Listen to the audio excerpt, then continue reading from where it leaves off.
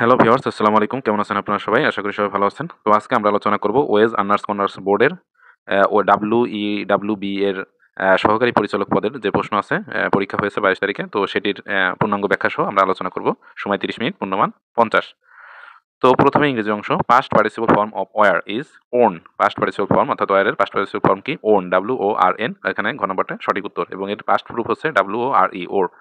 তো পরিধান করা এর অর্থ। 2 নম্বরে যেটি আছে, cricket is my favourite sports, যে একটা বাক্য। এই বাক্য আসলে কোন টাইপের, কোন ধরনের? তো এটাই বলা হচ্ছে what type sentence is this. তো এটা ডিক্লারেটিভ, ইম্পারেটিভ, ইন্টারোগেটিভ, এক্সক্লেমেটরি। তো এখানে অপশন টেস্ট করার মতো ব্যাপার।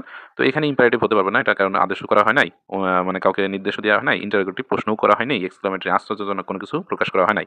এটা একটা সাধারণ বিবৃতিমূলক বাক্য। তো এটা ডিক্লারেটিভ হবে, এখানে এটা হবে ডিক্লারেটিভ। ইম্পারেটিভ হলে কেমন হতো? যেমন ক্লোজ দ্য ডোর, এটা বন্ধ করো, আদেশমূলক একটা ব্যাপার স্যাপার। Interrogative, what is your favourite sport, তোমার প্রিয় খেলা কি? Exclamatory, what a wonderful match is this, অর্থাৎ হোয়াট এ ওয়ান্ডারফুল ম্যাচ, এরকম একটা মানে আশ্চর্যজনক একটা ব্যাপার স্যাপার। Shakespeare is known mostly for his poetry, place, story, sonnets. তো এখানে আসলে আমরা সবাই জানি শেক্সপিয়র তার নাটকের জন্য বিখ্যাত। তার নাটক দিয়েই তার সবকিছু মানে মানে যত সে সুনাম কামিয়েছে, খ্যাতি কামিয়েছে, সব নাটক দিয়েই। তার 37টি নাটকের মতো আছে, ট্র্যাজেডি আছে। ট্র্যাজেডিগুলা খুব ট্র্যাজিক, কমেডি, ট্র্যাজেডি এগুলো খুবই বিখ্যাত। তো Macbeth, Hamlet, Julius Caesar, King Caesar, King Lear, Othello এগুলা মানে খুবই গুরুত্বপূর্ণ এবং খুবই famous. Which of the following word, এবং তার এখানে জন্মসালটা খেয়াল করুন, জন্ম এবং মৃত্যু সালটা অনেক সময় আসে। তো তিনি এলিজাবেথিয়ান পিরিয়ডের একজন কবি, বার্ড অফ দ্য অ্যাভনও বলা হয়, এবং তার 1564 থেকে 1616। তো তার জন্ম এবং মৃত্যু সালটা অনেক সময় এসে থাকে, আপনারা একটু দেখে নেবেন। Which of the following word is spelled wrong, which of the following word is spelled wrong. এখানে যেটা আছে গ নম্বর, আমরা অপশন টেস্ট করে দেখবেন। তো এখানে জুয়েলারি, তো জুয়েলারি এইখানে যদি আপনার ব্রিটিশ ইংরেজি হয়, তো জুয়েলারির ক্ষেত্রে, ব্রিটিশ ইংরেজির ক্ষেত্রে ডাব্লু কি সরি JEWELL হবে, LLERY হবে, ডবল এল হবে, কিন্তু সেটাও হয় নাই। আবার আমেরিকান ইংরেজি যদি হতো, তো আমেরিকান ইংরেজি জুয়েলারি, জুয়েলারি মানে এখানে একটা কম হতো, এল এর পরে হতো না। তো এটা আসলে এই জুয়েলারিটা ভুল। কমিটমেন্ট অর্থ প্রতিশ্রুতি, ডিসিপ্লিনারি অর্থাৎ শৃঙ্খলা বিষয়ক। তো আমরা পরবর্তী প্রশ্ন চলে যাই। তো আর অ্যাবজর্পশন অর্থ হচ্ছে শোষণ বা গ্রহণ ক্ষমতা। তো পরবর্তী প্রশ্ন যেটি 5 নম্বর, I dash finish my report because I had a problem. I dash finish my report because I had a problem. তো এখানে হবে I could not, I couldn't, অর্থাৎ আই কুড নট, কারণ যেহেতু বিকজের পরে দেখেন আই হ্যাড এ প্রবলেম, আমার একটি প্রবলেম ছিল, আই হ্যাড। তো এখানে যেহেতু পাস্ট টেন্সের একটা ব্যাপার স্যাপার বোঝাচ্ছে, তো বাক্যে বলা হয়েছে আই হ্যাড এ প্রবলেম, যা অতীতের একটা ঘটনা নির্দেশ করে, যার ফলে এখানে কুড নট হবে। কুড নট হবে মানে উনি আমার রিপোর্টটা শেষ করতে পারিনি, মানে অলরেডি পাস্টের ব্যাপার স্যাপার। The quote all the glitters is not gold is from which play of Shakespeare, শেক্সপিয়রের কোন প্লে থেকে এটি নেওয়া হয়েছে? All the glitters is not gold মানে চকচক করলে আসলে শোনা হয় না। শোনা তো একটা পলিথিনও তো চকচক করে, তাই বলে কি শোনা? মানে দেখবেন যে আপনারা যে সিলভার নেলিং যেগুলো, তো আবার আপনার হইতেছে যে বিভিন্ন জিনিস দেখবেন, অধাতব জিনিসও আপনার চকচক করে, এবং মানে আপনার কি বলে এই প্লেটিং এর মাধ্যমে আর কি, আপনার কোটিং এর মাধ্যমে দেখবেন চকচক জিনিস দিয়ে দেয়, মানে শোনা হিসেবে আর্টিফিশিয়াল গোল্ড হিসেবে মানে পরিচিতি পাওয়ার জন্য, অথবা আর্টিফিশিয়াল সিলভার হিসেবে মানে উপস্থাপন করার জন্য আপনার প্লাস্টিকের উপরও দেখবেন যে এইগুলো আসলে প্রলেপ দেওয়া হয়। তারপরেও কি এগুলো শোনা? আসলে শোনা না। তো এটা আসলে নেওয়া হয়েছিল এই যে মার্চেন্ট অফ ভেনিসের আসলে এখান থেকে মানে নেওয়া হয়েছে, যে আসলে চকচক করলে শোনা হয় না। মানে আসলে আমরা প্রকৃত বন্ধু টন্ধু যেগুলো অনেকের সময় দেখি যে চোখ ধাঁধানো ব্যাপার স্যাপার খুব মানে আপনার টাকা পয়সা খরচ টরচ করতেছে বা খুব করতেছে, আপনাকে আপনাকে খাওয়াচ্ছে, ট্রিট দিচ্ছে, কিন্তু তারাই যে আসলে প্রকৃত বন্ধু হবে এমন কোনো কথা নেই। কারণ তারা বিপদের বন্ধুই আসলে প্রকৃত বন্ধু, এবং সে বন্ধু কিন্তু আপনার আপনার জমকালো মানে জীবনযাপনের সঙ্গী নাও হইতে পারে। তো বাট তারা কিন্তু আপনার প্রকৃত বন্ধু হইতে পারে। তো বিপদের বন্ধুই প্রকৃত বন্ধু। এরকম একটা কনসেপ্ট থেকেই আউট অ্যান্ড আউট মিনস হচ্ছে all of them, out of out মানে একেবারে সব সব মানে অল অফ দেম মানে যা আছে। ইডিয়মটির অর্থ হচ্ছে থ্রোলি, মানে একেবারে পুরাপুরি সম্পূর্ণরূপে। আউট অ্যান্ড আউট, একবার আউট অ্যান্ড আউট, সে পুরাদস্তু সে ভদ্র, বা পুরাদস্তু সে অসভ্য, বা পুরাদস্তু সে মানে খুবই স্মার্ট। তো আউট অ্যান্ড আউট বলা হয়। তো এই যে যেমন এখানে দুইটি উদাহরণ দিয়ে দিয়েছে, he is an out and out liar, মানে অর্থাৎ মানে সে একেবারে মানে মানে ডাহা মিথ্যাবাদী একজন, একটা ব্যাপার স্যাপার। The project was an out and out failure, মানে পুরাপুরি একবারে ব্যর্থ হয়েছে। তো দ্য সিনোনিম অফ অটোগ্রাফি, অটোগ্রাফি এর সিনোনিম কি? রাইটিং অ্যাবাউট, অটোগ্রাফি যে কোনো সম্পর্কে লেখা, অটোবায়োগ্রাফি হতে পারে, অটো মানে ব্যাপার মানে যদি জীবন হয় তাহলে অটোবায়োগ্রাফি। তো যে কোনো জিনিসের হতে পারে, অটোগ্রাফি হতে পারে, মানে রাইটিং অ্যাবাউট সামথিং। অর্থাৎ যদি বায়োগ্রাফি হয় তাহলে অটোবায়োগ্রাফি, তো সামথিং লাইক দ্যাট। তো অটোগ্রাফি শব্দটি গ্রিক শব্দ অটো নিজে, এবং গ্রাফি লেখা থেকে এসেছে। এর অর্থ নিজস্ব দ্বারা লেখা বা লেখা সংক্রান্ত। এর অর্থ এর সমার্থক অর্থ শব্দ হলো রাইটিং অ্যাবাউট। বাকি বিকল্প যে অপশনগুলো ছিল আমরা খেয়াল করে দেখি। গ্রাফিক্যাল থিং, অর্থাৎ এটি অটোগ্রাফি এর অর্থ নয় আর কি, মানে এটা দ্বারা আসলে ডিফাইন করে না। গ্রাফ শিট, এটি একটা চার্ট বা ডায়াগ্রাম সম্পর্কিত। পেইন্টিং অন গ্রাফ, এটি ভুল অর্থ প্রকাশ করেছে। এ পার্সন 9 নম্বর প্রশ্ন, a person with the same name as another namesake. Namesake এমন একটি শব্দ যা এমন কাউকে বোঝায় যার নাম অন্য কারো নামের সঙ্গে একই, মানে নামে মিল আছে আরকি। এটি বিশেষত তখন ব্যবহৃত হয় যখন একজনের নাম একজনের নামানুসারে রাখা হয় বা যখন নামের মিল থাকে। উদাহরণ জন তার দাদার নামে নামকরণ করা হয়েছে, তাই তিনি তার দাদার নামের দোসর, নেমসেক মানে মিতা আরকি। আমাদের বাংলা ভাষায় যেটা বলা হয় মিতা। তো মিতাই। আমি একজনকে দেখেছি যার নাম আমার নামের মতোই। তো আসলে মিতা বাংলা ভাষায় যেটা আমরা মিতা বলে চিনি, যে মিতা আমার মিতে বা Mita. Please inform my family dash my illness of my illness please inform my family of my illness আমার মানে অসুস্থতা সম্পর্কে আমার ফ্যামিলিকে অবহিত করো। মানে ইনফর্ম অফ, মানে ইনফর্মের পরে মাই ফ্যামিলি, তো এই ধরনের মানে আপনার ফরমেশনে এই অফ বলবে। ইনফর্ম ক্রিয়ার পরে কোনো বিষয়ে তথ্য দেওয়ার জন্য ব্যবহৃত হয়েছে, অফ ব্যবহৃত হয়েছে এখানে। Please inform my family of my illness সঠিক। তো ইনফর্ম অ্যাবাউট হচ্ছে ব্যবহার করা গেলেও এটি তুলনামূলক অনানুষ্ঠানিক। ইনফর্ম অ্যাবাউট এটা আসলে তেমন একটা ব্যবহার করা হয় না। ইনফর্ম ইনটু মানে ভুল ব্যবহার, আর ইনফর্ম অন হচ্ছে সাধারণত আলাদা অর্থ প্রকাশ করে, যেমন to report summon to authorities. Which of the following is not a Scandinavian country নয় কোনটি স্ক্যান্ডিনেভিয়ান কান্ট্রি নয়? নেদারল্যান্ডস স্ক্যান্ডিনেভিয়ান কান্ট্রি নয়। আমরা কি স্ক্যান্ডিনেভিয়ান কান্ট্রি সম্পর্কে একটা মানে যে আমরা মনে রাখার জন্য একটা কিন্তু সহজে একটা ছন্দ ব্যবহার করি, যেমন ফিডে আসুন, অর্থাৎ ফিনল্যান্ড, ডেনমার্ক, আসুন, আইসল্যান্ড, তারপরে সুইডেন, আর হচ্ছে নরওয়ে। তো এই ফি ডে আসুন, দন্ত ন শুন। তো এই পাঁচটি হচ্ছে স্ক্যান্ডিনেভিয়ান দেশ। তো আপনারা মনে রাখবেন এটা। Dead sea is a lake. Dead sea মৃত সাগর। মৃত সাগর আসলে একটি লেক। আপনারা ডেড সি সার্চ দিলেই পাবেন। ডেড সি একটা মৃত সাগর। তো এখানের কে সাগর মনে হলেও এটি একটা মূলত আসলে মানে একটা লবণাক্ত হ্রদ, মানে আবদ্ধ একটা হ্রদ হচ্ছে মানে চারপাশে আবদ্ধ একটা ব্যাপার-স্যাপার। আপনার উন্মুক্ত না, খোলা না, মানে ল্যান্ডলকড আরকি। আপনার তো হ্রদ চিনেনই, লেক যেটা বলা হয়। যেমন বগা লেক, আমাদের বাংলাদেশের একটা পরিচিত লেক বগা লেক। তো এরকম। এর দৈর্ঘ্য ৬৭ কিলোমিটার, প্রস্থ ১৮ কিলোমিটার এবং গভীরতা ১২৪০ ফিট, মানে গড় গভীরতা আরকি। ডেড সি এর পশ্চিমে ইসরায়েল এবং পূর্বে জর্ডান অবস্থিত। Which country was the first to introduce old age pension? কোন দেশ আসলে মূলত যে বয়স্ক ভাতা চালু করে কোন দেশ বয়স্ক ভাতা চালু করে প্রথম? জার্মানি মানে ওল্ড এজ পেনশন। তো জার্মানি প্রথম দেশ এখানে বয়স্ক পেনশন চালু করা হয়েছিল। ১৮৮৯ সালে অটো ভন বিসমার্কের নেতৃত্বে এটি চালু হয়। এটি ছিল তার সামাজিক কল্যাণমূলক সংস্কারের অংশ, যা শ্রমিকদের জীবনের মনোন্নয়ন এবং সমাজতান্ত্রিক আন্দোলনের প্রতি সমর্থন কমানোর জন্য গৃহীত হয়েছিল। এই পেনশন ব্যবস্থা ৭০ বছর বা তার বেশি বয়স্কদের আর্থিক সহায়তা দিত। তো বাংলাদেশে যেটি চালু আছে বয়স্ক ভাতা, এটা কিন্তু ৬০ বছর বয়স হওয়ার পরে থেকে দেওয়া হয় এবং বর্তমানে ৬০০ টাকা করে দেওয়া হয়। এবং এটি কিন্তু জানেন আপনারা যে ১৯৯৮ সালের, মানে এটা আপনাদের অপশনে থাকে, এটা অনেকবার এসেছে। তো ১৯৯৮ সাল থেকে চালু করা হয়। এটা হচ্ছে ৯৭-৯৮ অর্থবছর থেকে বয়স্ক ভাতা চালু করা হয়েছে।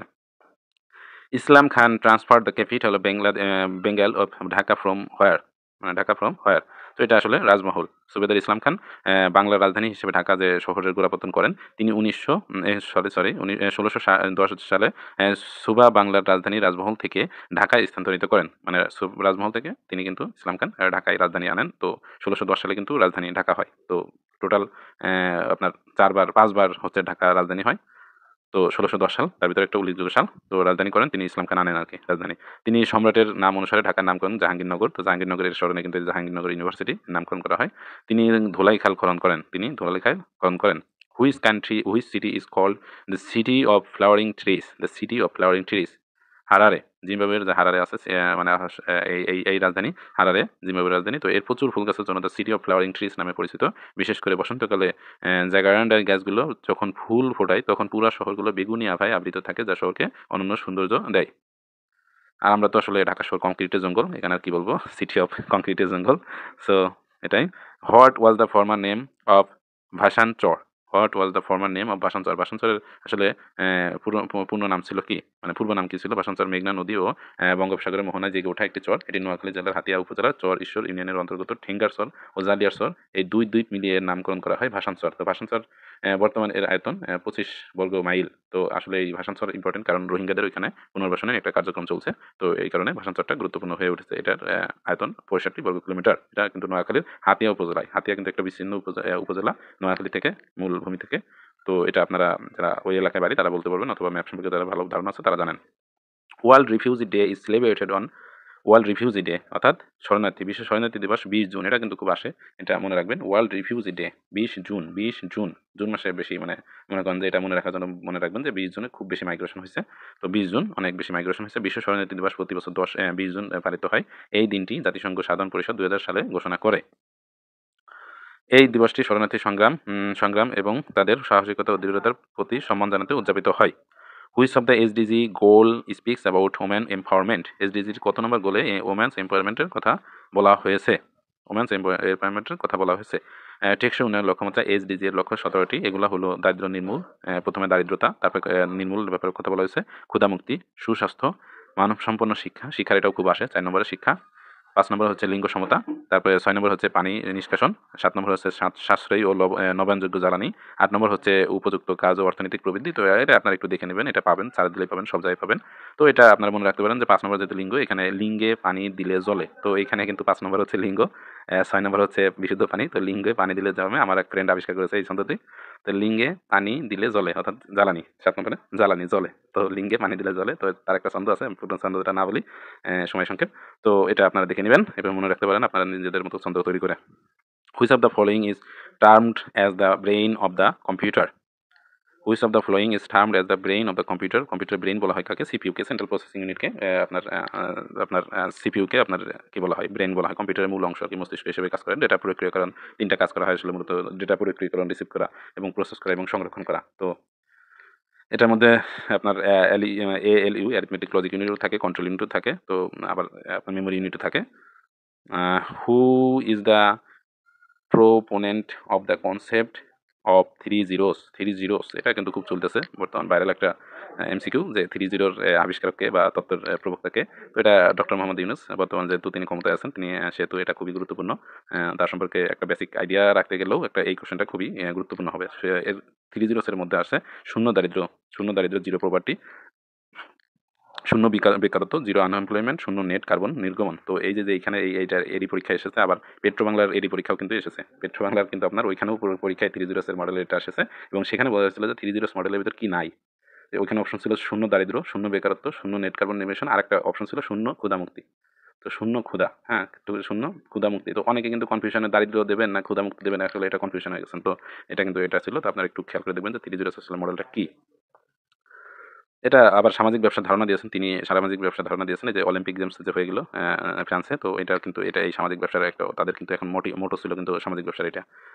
তো হু is the architect of third terminal of Shahjalal international airport? Who is the architect of third terminal of Shahjalal international airport এর আপনার আর্কিটেক্ট কে? শাহজালাল ইন্টারন্যাশনাল আর্কিটেক্ট হচ্ছে রোহানি বাহরাইন। যে তৃতীয় টার্মিনাল হচ্ছে এটা সিঙ্গাপুরের যে চাঙ্গি বিমানবন্দরের নকশা করে রোহানি বাহরাইন। তো তিনি কিন্তু ওই চাঙ্গি বিমানবন্দরের আদলেই অনেকটা ওই ডিজাইনার ওই আদলেই তৈরি করছেন, Rouhani Bahrain. Orbis is the name of a, Orbis কি? Orbis is the name of a flying eye hospital. বর্তমান যেহেতু এই অরবিসটি বাংলাদেশে অবস্থান করছে, বাংলাদেশের অনেক কর্মীকে প্রশিক্ষণ দিচ্ছে, চক্ষু এই সেবায় যারা নিয়োজিত আছেন তো তাদেরকে প্রশিক্ষণ দিয়েছে। এটা কিন্তু বাংলাদেশে 11তম বারের মতো আসলো, তো বাংলাদেশে আসছে, এবং এটা কিন্তু সারা বিশ্বেই এটা ঘুরে বেড়ায়। মানে এটা একটা ফ্লাইং আই হসপিটাল, একটা কার্গো বিমানকে মানে আই হসপিটালের ট্রান্সফার করা হয়েছে, মানে ভিতরে শুধুমাত্র মানে অপারেশন থিয়েটার প্রশিক্ষণ, সার্ভে রুম টুম সবই আছে এর ভিতর। তো এটা বিভিন্ন দেশ ঘুরে ঘুরে আপনার সার্ভিস দিয়ে থাকে। তো বাংলাদেশে এটা 11তম বারের মতো এসেছে, এবং পৃথিবীর প্রায় 92টা দেশে কিন্তু এটা আপনার সার্ভিস দিয়েছে এ পর্যন্ত। Name of the bank established under Bangladesh police welfare trust is community bank Bangladesh limited. তো বাংলাদেশ পুলিশের যে আপনার ওয়েলফেয়ার ট্রাস্টের যে একটা ব্যাংক আছে, মানে ওদের নিজেদের জন্য আর কি, নিজেদের উপকারের জন্য নিজেরা দেখা যাচ্ছে সাহায্য সহযোগিতা নেবে, নিজেরা টাকা পয়সা রাখবে, এটা হচ্ছে কমিউনিটি ব্যাংক বাংলাদেশ লিমিটেড। এটা কিন্তু আপনার আনসার বিডিপি ব্যাংকও আছে, আনসার বিডিপি উন্নয়ন ব্যাংক। তো ওদের ক্ষেত্রেও ওদেরও কিন্তু আলাদা একটা ব্যাংক আছে। আর আর্মিদের ক্ষেত্রে কিন্তু ট্রাস্ট ব্যাংক, আর্মিরা ডিল করে মূলত ট্রাস্ট ব্যাংকের সাথে। Name of the best player of this SAFF women championship. SAFF women চ্যাম্পিয়নশিপের বেস্ট প্লেয়ার কে? সাফ উমেন চ্যাম্পিয়নশিপ নারী 2024-এর সেরা খেলোয়াড় হলেন বাংলাদেশের ঋতুপর্ণা চাকমা। তিনি অসাধারণ পারফরমেন্স করেছেন এবং তাকে টুর্নামেন্টের সেরা খেলোয়াড় হিসেবে কিন্তু স্বীকৃতি দেওয়া হয়েছে। এছাড়াও আপনার রূপনা চাকমা সেরা গোলরক্ষকের খেতাব পেয়েছে। তো ঋতুপর্ণা চাকমা কিন্তু বিশেষ অবদান রেখেছে, এবং আমরা কিন্তু ব্যাক টু ব্যাক সাফ যে চ্যাম্পিয়নশিপ নেপালকে হারিয়ে আমরা ব্যাক টু ব্যাক 2বার কিন্তু চ্যাম্পিয়ন হলাম নারী ফুটবলে। How many electoral votes did Donald Trump get in the last US presidential election? তিনি কিন্তু মানে যে ইলেকশন হলো প্রেসিডেন্ট, এটা যে সুইং স্টেট, সকল যে 7-8টা সুইং স্টেট আছে, তো সুইং স্টেটের সকল সুইং স্টেটের কিন্তু তিনি আপনার ভোট পেয়ে গেছে। মানে আপনার এই যে আপনার রিপাবলিকান দল যে ডোনাল্ড ট্রাম্প, তো তারা কিন্তু পেয়েছে রিপাবলিকান দলের হতেছে যে আপনার কালার হচ্ছে লাল, তো তারা কিন্তু 312টার মতো পেয়েছে, 312টা আসন পেয়েছে। মূলত এই নির্বাচন আসলে সুইং স্টেটের উপরে ডিপেন্ড করে। তো আপনারা এইগুলা বিস্তারিত দেখে নেবেন। এগুলা আসলে ভিডিও সীমাবদ্ধতার জন্য আলোচনা করতে পারি না, করা হচ্ছে না। আপনাদের অন্য সময় মানে বিভিন্ন ভিডিওতে অল্প অল্প করে জানানোর চেষ্টা করব। 26 নম্বরে হচ্ছে নিচের কোন বানানটি শুদ্ধ? নিচের কোন বানানটি শুদ্ধ? আশিস, আশিস। এখানে কিন্তু পেট কাটা যে মূর্ধন্য ষ হবে, যে সম্প্রতি আপনার পেট কাটা মূর্ধন্য ষ নিয়ে কিন্তু একটা আপনার সিরিজ আছে। তো আপনার দেখবেন যে নুহাস, নুহাস সম্ভবত পরিচালক নুহাস, তো আপনার একটু হরর টাইপের। তো এই সেই পেট কাটা মূর্ধন্য ষ, তো আশিস, আশিসের ক্ষেত্রে হবে আশিস পেট কাটা মূর্ধন্য ষ হবে। বচন ব্যাকরণের কোন অংশের আলোচ্য বিষয়? বচন ব্যাকরণের কোন অংশের আলোচ্য বিষয়? রূপতত্ত্ব। এই আপনারা একটা জিনিস মনে রাখবেন, এই ক্ষেত্রে আপনারা যেটা করবেন, আমি যে ট্রিক্স অবলম্বন করি, এই ক্ষেত্রে আপনারা ধ্বনিতত্ত্ব, এই যে 4টা তত্ত্ব আছে, মানে রূপতত্ত্ব, ধ্বনিতত্ত্ব, শব্দতত্ত্ব, বাক্যতত্ত্ব, অর্থতত্ত্ব। তো শব্দতত্ত্বের আবার একটা মানে সিনোনিম আছে, সেটা হচ্ছে রূপতত্ত্ব। তো আপনারা এই ক্ষেত্রে করবেন কি, আপনারা ধ্বনিতত্ত্ব, বাক্যতত্ত্ব আর অর্থতত্ত্ব 3টা পড়ে ফেলবেন। বাদ বাকি যা কিছু আছে, মানে রূপতত্ত্ব আসলে মূলত বেশি, রূপতত্ত্বটাই বেশি আসে। তো রূপতত্ত্ব বা শব্দতত্ত্ব এইটা কিন্তু বাদ বাকি সবগুলো রূপতত্ত্বের ভিতর। তো ধ্বনিতত্ত্ব মনে রাখা ইজি, ধ্বনি রিলেটেড যে সমস্ত ব্যাপার আছে, যেমন নত্যবিধি, সত্যবিধি, বাকযন্ত্র, ধ্বনি, বর্ণ, সন্ধি, মানে ইত্যাদি হচ্ছে ধ্বনিতত্ত্বের ভিতর। অর্থতত্ত্বের ভিতর হচ্ছে আপনার যে বিভিন্ন ধরনের অর্থ ব্যাপার স্যাপার, বিপরীত শব্দ, প্রতিশব্দ, সমার্থক শব্দ, বাগধারা, বাগবিধি, এইগুলো যে অর্থতত্ত্ব। আর বাক্যতত্ত্ব হচ্ছে বাক্য রিলেটেড ব্যাপার স্যাপার, মানে বাক্যের একটা অংশ নিয়েই যেটা মানে কাজ করে। বাক্যের যোগ্যতা, বাক্যের উপাদান, লোপ, জ্যোতিচিহ্ন, পদের রূপ পরিবর্তন, কারক বিশ্লেষণ, তো এইগুলো আলোচনা করে। এই 3টা আপনার মুখস্থ করে ফেলবেন, মানে একটু দেখবেন, এটা ইজি, মূলত ইজি। আর বাদ বাকি যেগুলো আছে শব্দতত্ত্ব, রূপতত্ত্ব, বাদ বাকিগুলো যা কিছু আছে, বচন, লিঙ্গ, সমাস, বাচ্য, পুরুষ, অনুসর্গ, শব্দ, প্রত্যয়, উপসর্গ, বাদ বাকি যা কিছু আছে সবকিছু রূপতত্ত্ব। আপনাদের জন্য কিন্তু ইজি হয়ে যাবে জিনিসটা, আপনারা খেয়াল করে দেখবেন, আপনাদের জন্য কিন্তু ইজি হয়ে যাবে। আগে আপনারা অপশন টেস্ট করবেন, যে পিছন দিক থেকে চিন্তা করবেন যে এটা কি আসলে ধ্বনিতত্ত্ব নাকি অর্থতত্ত্ব নাকি বাক্যতত্ত্ব। এইগুলো যদি না হয়, তাহলে মানে আপনার চোখ বুঝে রূপতত্ত্ব দাগাই দেবেন, অর্থাৎ শব্দতত্ত্ব আর কি। সংহার শব্দটি সন্ধি বিচ্ছেদ কি? সংহার, সংহার যেহেতু অনেশ্বর আছে এখানে, তো এখানের ক্ষেত্রে হয় সমযোগ হার, সমহার, সমযোগ হার, সম, এখানে কিন্তু হসন্ত থাকবে। তো হসন্তটা চিহ্নটা একটু খেয়াল করবেন। যদি প্রশ্ন আরো ক্রিটিক্যাল করে, তাহলে একটা দেবে আপনার হসন্ত দেবে নিচে, আরেকটা দেবে না। তো আপনারা ধাম করে কিন্তু পেয়ে প্রশ্ন পেয়েই, যেটা নিচে হসন্ত নাই সেটা কিন্তু আগায় দিয়ে না আবার। তো যেটা নিচে হসন্ত আছে ওইটা কিন্তু সবচেয়ে সঠিক, সর্বোচ্চ সঠিক। আর যদি দেখা যাচ্ছে যে একটাই অপশন আছে সেখানে হসন্ত নাই, তাহলে ওই সমটাই ওইটাই দেবেন, কারণ ওইটাই সঠিক, যেহেতু আমরা হসন্ত দেই নাই। তো সংবাদ, সংহার, তো এই টাইপের জিনিসে অনেশ্বর হয়ে যায়। কোন বাক্যে কমার অসঙ্গত প্রয়োগ ঘটেছে? কোন বাক্যে কমার অসঙ্গত ঘটেছে? কেউই জানে না, কেউই জানে না সে কোথায় গিয়েছে। কেউই জানে না সে কোথায় গিয়েছে। বেশ তাই হবে। তো আমরা উত্তর নিয়ে আলোচনা করি। কোন বাক্যে কমার অসঙ্গতি? কেউ জানে না সে কোথায় গিয়েছে। কেউ জানে না সে কোথায় গিয়েছে, তো একটা সিঙ্গেল বাক্য। এখানের মাঝে তো আর কমা দেওয়ার দরকার নেই। কেউ জানে না। এটা কোনো মানে হলো? মানে এটা তো আসলে কোনো পূর্ণ অর্থ প্রকাশ করতে পারছে না, তাই না? তো এটা আসলে এইভাবে হবে না। তো বাদবাকি ওই যে এগুলোর ব্যাখ্যা দিয়ে আছে। আপনারা একটু এই যে আমি দিয়ে রাখলাম, আপনারা একটু পজ করে পড়ে নিবেন। এইখানে এই যে আবার এটাও আমি একটু দিয়ে রাখি। আপনারা একটু পজ করে ব্যাপারটা পড়ে নিবেন। পজ করে পড়ে নেন। তো 30 নম্বর যেটি আছে, 30 নম্বরের নিচের কোন বিরাম চিহ্নকে পদ সংযোগ বলে? পদ সংযোগ চিহ্ন বলে। নিচের কোন বিরাম চিহ্নকে পদ সংযোগ বলে? ঘ নম্বর হচ্ছে হাইফেন। হাইফেন, হাইফেন হচ্ছে পদ সংযোগ। এই সুখ, দুঃখ, মা, বাবা, তো এইগুলা হচ্ছে হাইফেন দিয়ে পদ সংযোগ করা হয়। সমাসবদ্ধ শব্দের ক্ষেত্রেও কিন্তু এই পদ চিহ্নগুলো ব্যবহার করা হয়। দেখবেন যে আপনার দ্বন্দ্ব সমাস, বিশেষ করে দ্বন্দ্ব সমাসে কিন্তু এই হাইফেন চিহ্নটা খুব ব্যবহৃত হয়। বাবাকে বড্ড ভয় পাই। বাবাকে, বাবাকে কোন কারকে কোন বিভক্তি? কোন কারকে কোন বিভক্তি? এখানে যে অপশনগুলো আছে আমরা ব্যাখ্যাটা দেখে আসি। যা কিছু থেকে বিস্তৃত, গৃহীত, জাত, বিরত, আরম্ভ, দূরীভূত, রক্ষিত হয় এবং যা দেখে কেউই ভীত হয়, তাকে কিন্তু অপাদানকারক বলে। যেমন বাবাকে বড্ড ভয় পাই, এ বাক্যে কিন্তু বাবাকে শব্দটি অপাদানে দ্বিতীয় বিভক্তি, অপাদানে দ্বিতীয় বিভক্তি হবে। অপাদান কারকে চতুর্থ, এখানে অপশন নাই, সঠিক উত্তর নাই। তো অপাদানে দ্বিতীয় বিভক্তি কে, কে আছে অর্থ হচ্ছে দ্বিতীয় বিভক্তি। আর বাবাকে ভয় পাওয়ার ব্যাপারটা, মানে বাবা হতে জিনিসটা ভয়টা আসতেছে, মানে বাবার দ্বারা ভয়টা পাওয়ানোর কাজটা সম্পূর্ণ হচ্ছে, যার ফলে এটি বাবা থেকে আর কি, মানে ব্যাপারটা আসছে বাবা থেকে। ভয় হওয়ার ব্যাপার থাকলে এখানে অপাদান হবে, অপাদানকারক হবে। সিকি কোন ধরনের শব্দ? সিকি হচ্ছে গণনাবাচক শব্দ। এই যে সিকি, রেজগি, আদলি, ঠিক আছে? তো কত, পাই, আনা, তো এইগুলা হচ্ছে গণনাবাচক শব্দ। তো আপনারা যারা এই যে যারা গ্রামের দিকে বাসা বা যারা একটু মানে আপনার আগের যুগের বা আমরা 90 দশকে যারা আছি, তাদের কিন্তু অনেকেই জানি এই শব্দগুলা, বা গ্রামের দিকে যারা আছে অনেকেই এটা শব্দের সাথে পরিচিত। সিকি, আনা, রেজগি, আদলি, ঠিক আছে? তো এগুলো আপনারা হয়তো চিনে থাকবেন। আগে এই শব্দগুলো চলতো, এখন আসলে স্মার্ট যুগে এইগুলো চলে না, আর এই মানে এই ইউনিটগুলো আসলে ব্যবহৃত হয় না। দারোগা শব্দটি যে ভাষা থেকে আগত, দারোগা শব্দটি যে ভাষা থেকে আগত, তুর্কি শব্দ, তুর্কি শব্দ। বাবা, দারোগা, কুলি, লাশ, চাকু, বাবরচি, সুলতান, বন্দুক, বারুদ, চাকর, এগুলা তুর্কি শব্দ। আপনারা একটু পজ করে মুখস্থ করে নেবেন। বাবা, দারোগা, কুলি, লাশ, চাকু, বাবরচি, সুলতান, বন্দুক, বারুদ, চাকর। বাংলা কাব্যের চিত্রময় রূপময় কবি, বাংলা কাব্যের রূপময় কবি আসলে জীবনানন্দ দাশ। মানে আসলে বাংলা সাহিত্যে আসলে দুইজন কবি কিন্তু খুবই মানে আপনার প্রকৃতির পাগল ছিল, মানে খুবই চিত্ররূপময়, মানে চিত্রগুলোকে খুব ফুটাই তুলত। তার ভিতর একজন হচ্ছে পল্লী কবি জসীমউদ্দিন, ফরিদপুরের বাসা। তো ইনি কিন্তু পল্লী কবির রূপ রহস্য এবং এইগুলাকে খুব সুন্দরভাবে ফুটাই তুলেছে। আরেকজন আছে চিত্ররূপময় জীবনানন্দ দাশ। তো জীবনানন্দ দাস হচ্ছে সার্বজনীন সবকিছুর চিত্ররূপময় সুন্দরভাবে ফুটাই তুলতো। তাকে আরো কিছু কবি বলা হয়েছে, যেমন রূপসী বাংলার কবি, ধূসরতার কবি, তিমির হননের কবি, নির্জনতার কবি, চিত্ররূপময় কবি। তো এইগুলা জীবনানন্দ দাশের ক্ষেত্রে। আর পল্লী কবি জসীমউদ্দিন। তো এই দুজনই কিন্তু মূলত সৌন্দর্য, প্রকৃতির সৌন্দর্য নিয়ে মূলত কাজ করেছেন, খুবভাবে লিখেছেন, লেখালেখি করেছেন আর কি। যদি তারে নাই চিনি গো, যদি তারে নাই চিনি গো সে কি আমায় নিবে চিনে, এটি একটি ঘ নম্বরে জটিল বাক্য, এটি একটি জটিল বাক্য। যদি আছে, ইফ একটা কন্ডিশনাল ব্যাপার। যদি তারে নাই চিনি গো সে কি আমায় নেবে চিনে, এটি একটি জটিল বাক্য, এটি একটি জটিল বাক্য। যদি তারে নাই চিনি গো সে কি আমায় নেবে চিনে, একটি হচ্ছে জটিল বাক্য। যে বাক্যে একটি প্রধান খণ্ড বাক্যে ও এক বা একাধিক ও আশ্রিত বাক্য পরস্পর সাপেক্ষভাবে ব্যবহৃত হয় তাকে মিশ্র বা জটিল বাক্য বলে। যথা যিনি বিদ্বান তিনি সর্বত্র আদরণীয়, যতই পরিশ্রম করবে ততই ফল পাবে। যদি তারে নাই চিনি গো সে কি আমায় নেবে চিনে। জটিল বাক্যের অন্তর্গত প্রত্যেক খণ্ড বাক্যের পর কমা বসে, যেমন কাল যে লোকটি এসেছিল সে আবার আমার পূর্ব পরিচিত। তো উদাহরণ চিনের পূর্বে কমা বসেছে। তো এখন যেটাই আমরা আলোচনা করবো সেটি হচ্ছে math part. Ahmed sold A T shirt for টাকা 810 এবং gain 8% love. How much did he purchase it for. তো এটি মানে আহমেদ একটি টি শার্ট 810 টাকা দিয়ে বিক্রি করেছেন, বাংলাটা বললে আপনারা ইজিলি ক্যাচ করতে পারবেন। এবং 8% লাভ করেছেন। তিনি এটি কত টাকায় কিনেছিলেন, মানে ক্রয় মূল্য চা হচ্ছে। তো এখানে আসলে এমনি সিম্পলভাবে দেখেন, এটা মানে খুব একটা কঠিন অঙ্ক দেয় নাই। তো যদি এখানে যদি বিক্রয় মূল্য 108 টাকা হলে, মানে যেহেতু 8% লাভ হয়েছে, তো 8% বিক্রয় মূল্য হলে ক্রয় মূল্য 100 টাকা, তাহলে 810 টাকায় কত টাকা, 750 টাকা ইজি আছে, সমস্যা নেই, এটা খুব বেশি আর না। ইফ এ প্লাস বি সমান 4 এবং এ বি সমান minus 12, then A minus B equals to কত। তো বলছে যে এ প্লাস বি সমান সমান যদি 4 হয় এবং এ বি মানে গুণ করলে যদি আপনার -12 হয় এর মান, তাহলে কত। তো এখানে আপনার একটা সিম্পল একটা সূত্র দিয়ে কিন্তু আপনারা বের করতে পারেন। যেমন যেহেতু এ প্লাস বির মান দিয়ে আছে এবং এ বির মান দিয়ে আছে, তো আপনারা কি করবেন, এ মাইনাস বি হোল স্কোয়ারের যে সূত্রটা আছে, a minus b whole square সমান সমান a plus b whole square minus 4ab। তো এখানে মান বসাই দিবেন, মান বসাই দিলে দেখবেন যে এই যে 64 আসছে। তো এ মাইনাস বি যেহেতু এই পাশে আপনার স্কোয়ার আছে, তো এই পাশে আপনার রুট করলে প্লাস মাইনাস চলে আসবে। তো প্লাস 8 হলেও এই মান আসবে, -8 এর জন্য এই মান আসবে। তো যার ফলে আর কি দুইটা মানের জন্য এটা সত্য, ঠিক আছে। তো যার ফলে +-8 হবে। You are looking at a billboard 40 meter away with an angle of elevation of 30 degree. At what height is the billboard?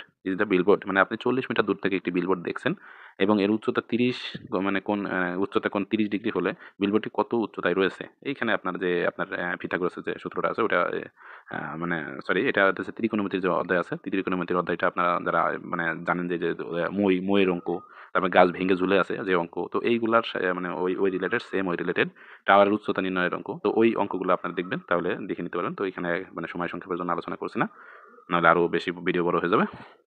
তো আপনারা ত্রিকোণমিতির ওই অধ্যায়টা দেখে নেবেন। ওই অধ্যায়টা থেকে এসেছে গাছের উচ্চতা, টাওয়ারের উচ্চতা, তারপরে যে মই খাড়া করা আছে, তো তার যে কোণ, উন্নতি কোণ, অবনতি কোণ, তো এই রিলেটেড অঙ্ক এই জিনিসটা। তো 39 নম্বরে যেটি বলা হয়েছে যে a B c d and e are 5 consecutive integers in increasing order of size, which of the following expression is not odd। তো এখানে বলা হয়েছে যে কোন এক্সপ্রেশনটি অড না, ইজ নট অড। তো এখানে উত্তর হচ্ছে ক নম্বর, অর্থাৎ যে অপশনগুলো আছে যে এ প্লাস বি প্লাস সি। তো এটা উত্তরটা সঠিক, মানে বলা হয়েছে যে কোন এক্সপ্রেশনটা আসলে যদি 5 কনজিকিউটিভ নাম্বার হয়, কনজিকিউটিভ ইন্টিজার হয়, তাহলে কিন্তু এই এ প্লাস বি প্লাস সি যাই করেন আপনার এটা কিন্তু ইভেন হবে, অর্থাৎ জোর হবে। 40 নম্বরে যেটি বলা হয়েছে, what is the angle between any two sides of an equilateral triangle. একটি সমবাহু ত্রিভুজের ইকুইলেটারাল ট্রায়াঙ্গেল একটি 3টি বাহু সমান দৈর্ঘ্যের হয় এবং ত্রিভুজটির 3টি কোণও সমান হয়। প্রতিটি কোণের মান 60 ডিগ্রি হয়, কারণ ত্রিভুজের কোণগুলো মোট যোগফল 180 ডিগ্রি। এবং সমবাহু ত্রিভুজের এই কোণ 3টি সমান হওয়ায় প্রতিটি কোণ 180 ডিগ্রি ইন্টু 3। তো যার ফলে হচ্ছে 60 ডিগ্রি, অথবা দুইটি বাহুর মধ্যে কোণ হচ্ছে 60 ডিগ্রি। অর্থাৎ what is the angle between any two sides of the an equilateral হচ্ছে মানে সমবাহু ত্রিভুজের যদি 3 কোণের আসলে 180 ডিগ্রি হয়, তাহলে সব কোণই সমান হবে, সব বাহুই যেহেতু সমান, তো 60 ডিগ্রি হবে। তো এখানে দুইটি বাহুর মধ্যবর্তী কোণ 60 degree. Which vitamin is not in the eggs.